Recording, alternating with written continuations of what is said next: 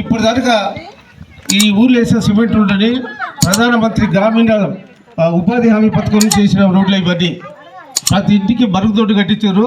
అది భారతీయ జనతా పార్టీయే. ఈ ఊర్లో ఉపాధి హామీ పనులకు డబ్బులు ఇచ్చేది కూడా భారతీయ జనతా పార్టీయే. శ్మశాన వాటికలు, రైతు వేదికలు, ఇంకా ఎన్నో కార్యక్రమాలు చేస్తుండే మోదీ.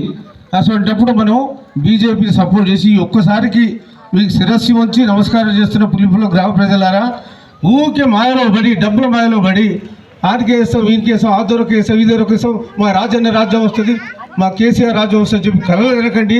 దయచేసి మరొక్కసారి మోదీని గెలిపించేందుకు భారతీయ జనతా పార్టీకి కమల పువ్వుకు ఓటేసి మన గురించి మన ఎంపీగా పోటీ చేస్తుండు. దయచేసి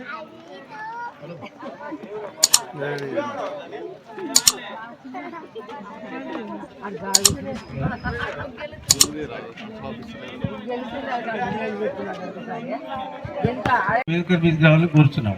దయచేసి రండి.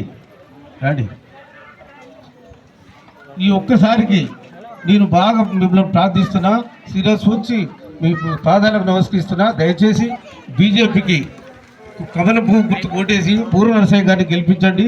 అప్పుడు రోడ్డు ఎట్లా చూస్తాం మేమే.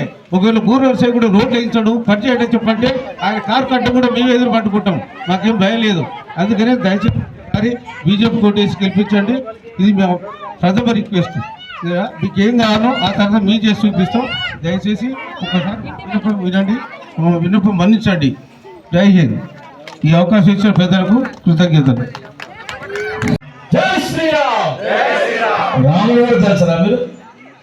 ఇన్ని కోట్లతోటి రామాలయాన్ని భవ్యంగా నిర్మించిన ప్రధానమంత్రి గారు.